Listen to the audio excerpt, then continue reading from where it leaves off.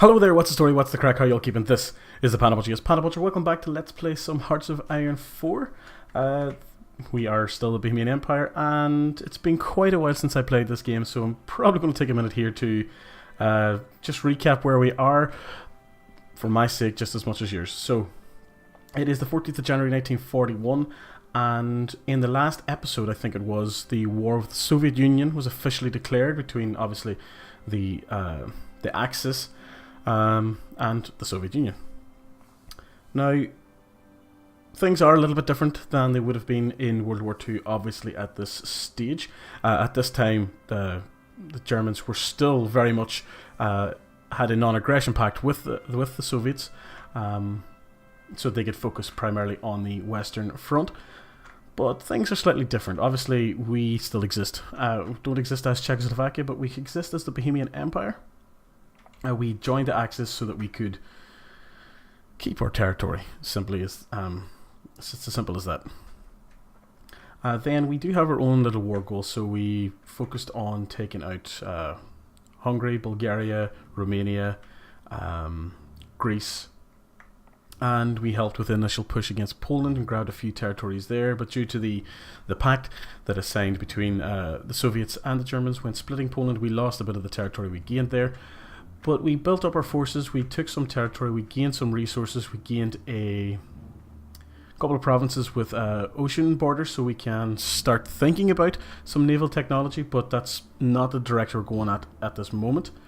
But then war was declared with the Soviet Union. We have our primary army over here. It's got 40 divisions led by this guy. Yosef, pronounce that if you want. And we are pushing towards Kiev with the overall goal of securing a lot of the oil resources that exist over here. I'm sick looking at the resource map, but last reminder says what we're trying to grab. So we've got chromium, steel, oil and tungsten, more chromium, more oil and everything like that. So the plan is to grab this section here. One of the benefits of that is the fact that it'll allow us to come at Turkey on two fronts, which I think is very, very good, because not only, you know, is it more land that we want to grab, but they have a lot of chromium once again. I mean, a lot. And there's some steel there available as well. And once we take Turkey, we open up the front to the Middle East, which again grants us quite a bit of access to things like shit ton of oil here in Iran and Iraq, and then might able to consolidate North Africa for the Italians and help push back some British aggression and things like that. And then maybe, I'm not too sure what we'll do. I would like to grab this. That's a good chunk of resources there. But again, that's in the Soviet Union, so that's just naturally something we'll do. Once we break the Soviet forces here, I think grabbing a lot of this territory is going to be pretty easy. And yeah, I think that's pretty much our plan. Get a couple of borders with some of the Asian territories and just sort of recalculate where we are, or manpower, or supply routes, or infrastructure, everything like that, and then contemplate our next move. But other than that, the Germans are pushing against the Soviets on the Eastern Front. They have problems with Free France here, but again, I don't think it'll be too much of a problem for them. And then we have Vichy France as well.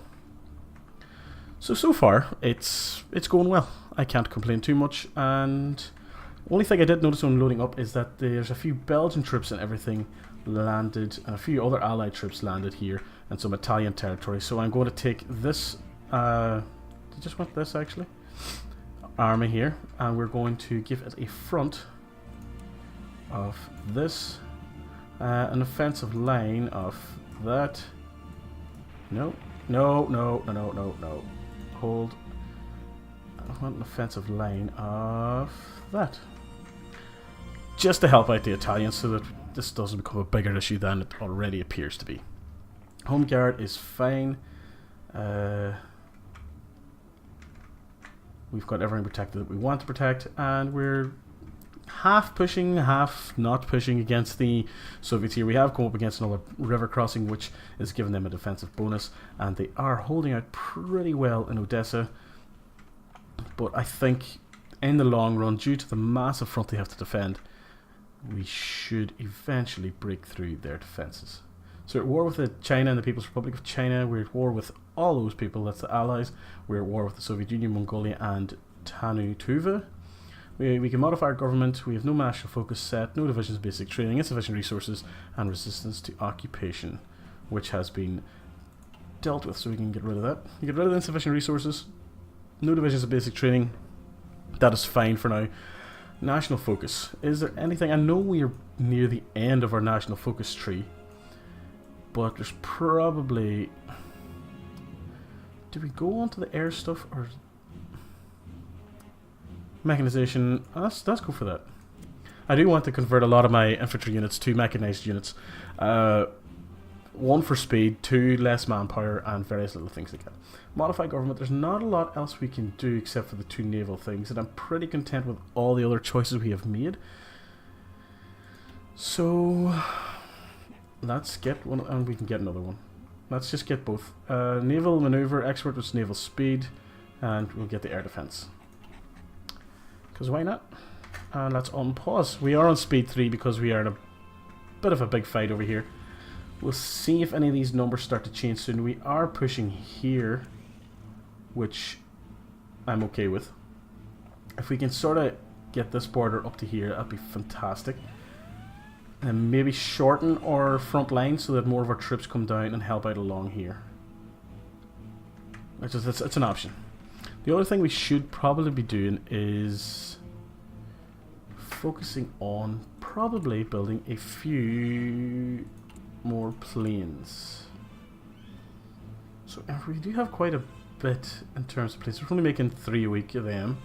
Close air support just over 3 a week. Medium tanks are coming along, but we just don't have a massive number of them yet. Missing equipment and production, what is that? Tactical bomber. Do we really want a tactical bomber? Do we even have a tactical bomber? Is that what it is? Okay, we'll dedicate 1 factory just to get rid of the notification. But I think air stuff is something we're going to focus on quite a bit coming up, because it just gives you such an advantage. We do have, we're encircling some troops here. We're winning these battles, so they should be no problem. It's just waiting for them to happen. Push completely up to this river, and then I might think about redrawing our lines. How's everything over here? Everything seems pretty static for now, which is good. Everything's quiet down there in the Greek coastal regions. If we can push over the river, that'll be fantastic, and then we can try and maybe encircle. And once again, our entire goal is this bottom half of the Soviet Union. Let the Germans worry about the rest. I would love to do this mad push to Moscow and just claim that for the Bohemian Empire, but we have to realistically take care of our own interests here, and at the moment, Moscow is not in our interest. Definitely not. So, everything's going quietly. Is there anything else going on over here? Germans. Pretty static. Quite a lot of Allied troops here, especially British landings. Americans aren't yet involved, which is fantastic. And the Italians don't seem to be doing much, except moving troops around, which, you know, they're very good at. They should be able to hold this off. I know they're only cavalry basic units, but they should be okay. That's resistance, air wings and no missions. We'll take a look at our overall air situation shortly. And we've took Odessa, which is fantastic. We just keep pushing. That'd be great. We do have our objective of Kiev, so our units will naturally progress this way. It might do some small individual orders in a while, but for now it's not really something I'm too worried about. We are slowly building our convoys, which is the only sort of naval construction we have underway at the moment, which I think that's the way it'll stay for a while. Oh, we are pushing here quite heavily. We've nearly taken our objective. We might have to redraw this line to maybe go up to this river and use the rivers as a stepping stone, and Stalingrad is going to be our big objective. Definitely our big objective. But yeah, things seem to be going quite smoothly right now. Our manpower is not falling through the floor, which is great. Need to make as much...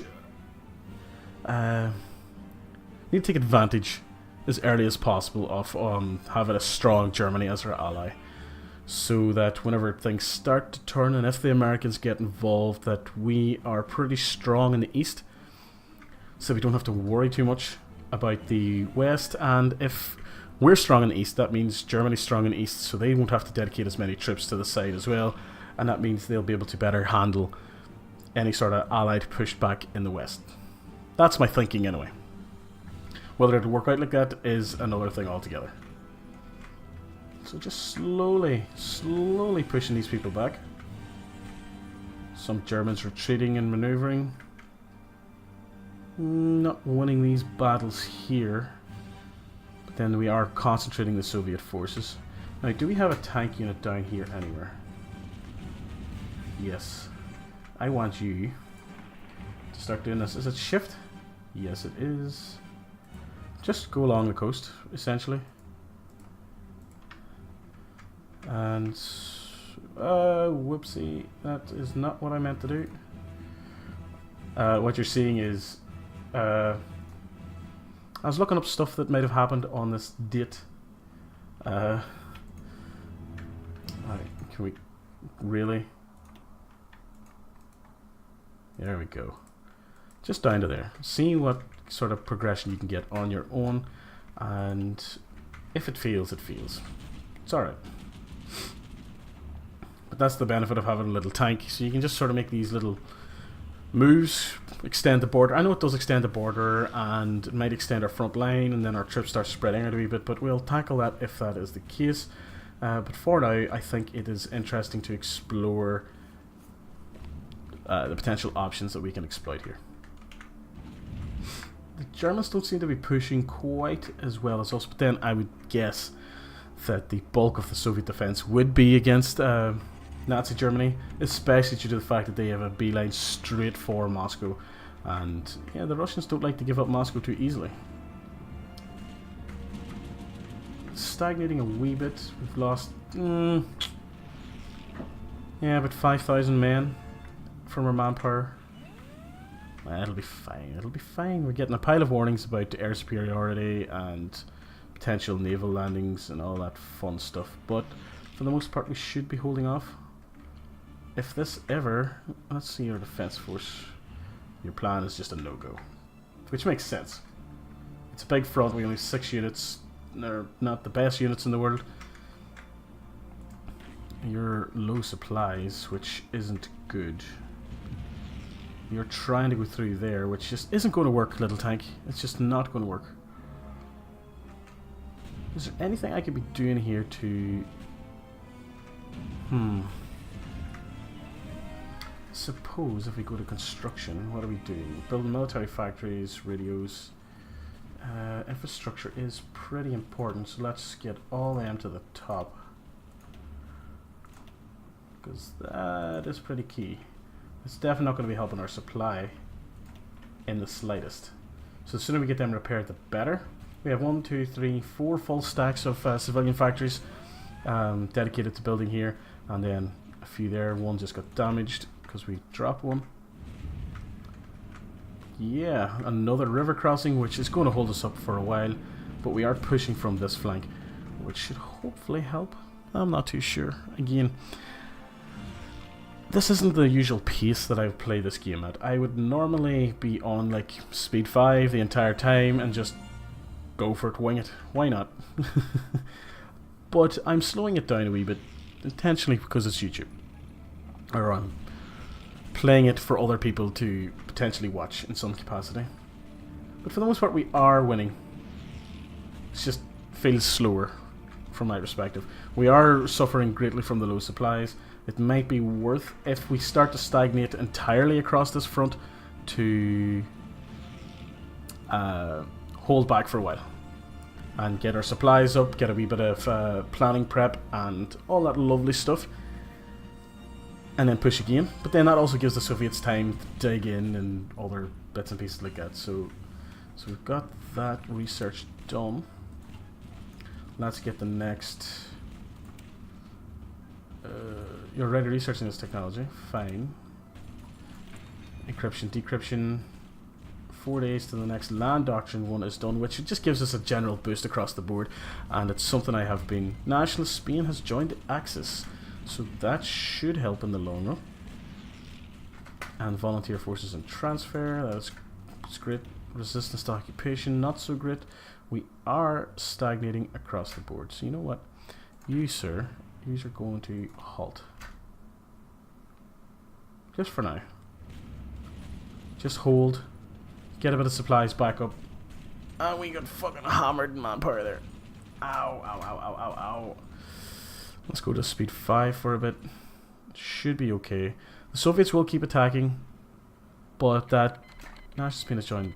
Yeah, that's fine. Right. What's the next land doctrine? Mobile defense. All infantry and motorized / mechanized defense plus 20% enables elastic defense. Let's research that. It's 207 days, but it is worth it in the long run. Do we want to not have Kiev as our... You know what? Delete order that. And that. Let's draw you a new front line. I'm going to want to just... maybe ignore Kiev altogether. For now. And where's Stalingrad? That is not what I wanted. I want really offensive line, sorry. There. We want Stalingrad. That is our primary objective right now, is to take Stalingrad. Do what the Germans couldn't. The plan is apparently quite okay to go, but we are going to let resources build, get a wee bit of planning, get our troops in position, and yeah, just take it properly. Now let's go to your air map. Temporarily, let's dangerous naval invasion. Should still be able to hold it. Hopefully, maybe. I'm not too sure. Do we have any planes in reserve? Does not look like it.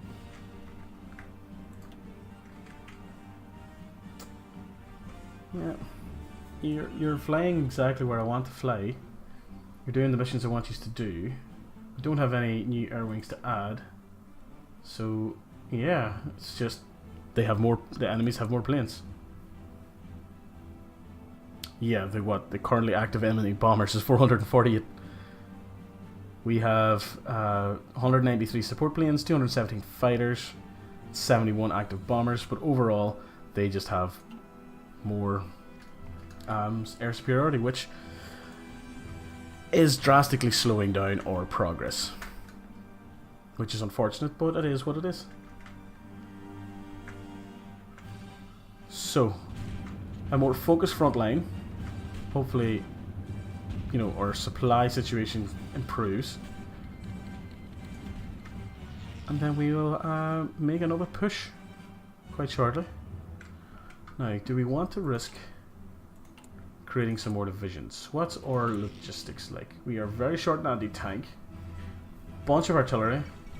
The fall of Gibraltar. For the first time since it was seized by the British more than 2 centuries ago, Gibraltar is back in Spanish hands. News coming in from the territory report that most of the garrison has surrendered, although a few stubborn holdouts have retreated to tunnels running under the rock.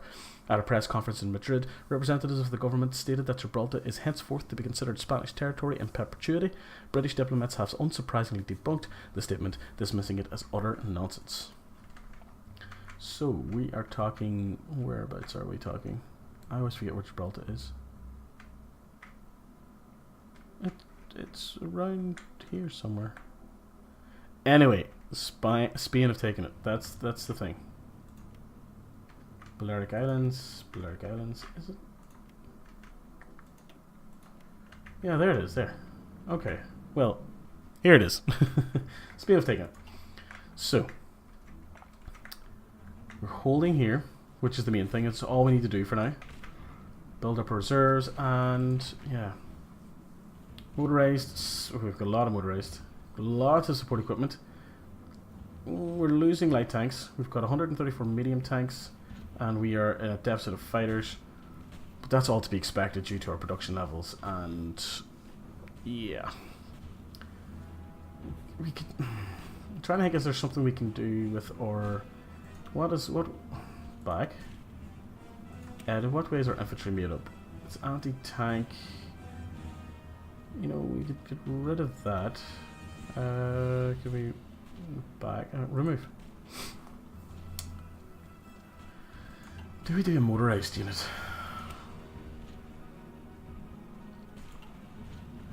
What's our research? Armor's fine for now. Ah, see, I want that. 8 days. Let's go, and we'll queue up the mechanized, motorized, whatever, for the next one, and that might wrap up this video actually. But we'll sum up what we're going to do beforehand. The Nationalist Spain has joined Japan. That's great. Go Nationalist Spain. If I start seeing ourselves losing provinces here, I'm going to be a wee bit peeved. Supplies are still low. We still have the threats of naval invasions and all that lovely stuff, but that we're just going to constantly have that since we took Greece. Details. Fine and fine. We are going to queue up this. We've got the 50% research bonus, 62 days, and outdated equipment and production, which will be the close air support. Let's get that one. We have our Mark 1s in production fighter-wise. The production of that is going up, which is fantastic. The anti-tank could do with a few more factories. And yeah, we're pretty... Let's see now. 63 factories available. What's hurting us the most? Rubber is hurting us big time across the board. So steel. Rubber and steel. Let's see what we can do here. Rubber. British Malaya can give us some. No, they can't. Japan, maybe. They will use factories currently constructing buildings. That's fine. Send. And then steel. We could maybe... Can we get from the United States? Civilian factory 7. Send. I think that's a good move.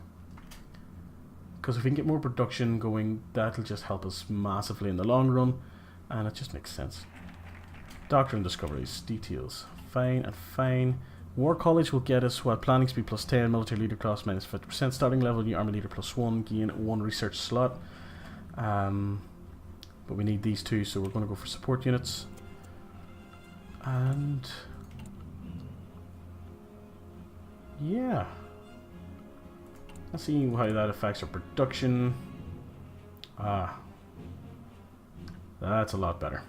That is a lot better. And what's our infrastructure like along here? And that'll be one of the last things I check here. Infrastructure 555. Yeah, it's all fine. Ace pilot promoted. Few take as many risks as the brave pilots of the Czechoslovakian Air Force. Milan Nemec, a skilled pilot known under the call sign Sunshine, has distinguished himself in not only returning alive from recent mission over Ukraine, but living through significant victories at many critical encounters. Hailed up as a shining example of Czechoslovakian courage, Milan's recent promotion has been highly publicised. Although the people may view war as more hell than glory, many are glad to see that they're still heroes to rally behind. Okay, so we're just going to take a look at the state of the plan here. Estimate plan value 10%. Friendly support 10%, inferior enemy 80%, but a large river crossing, division still preparing, and some division not in position are all counting against us. In the next video we will probably hit play on this and see what happens. And yeah, we'll take it from there. So thanks very much for watching. Please go in until next time, folks. Good luck and goodbye.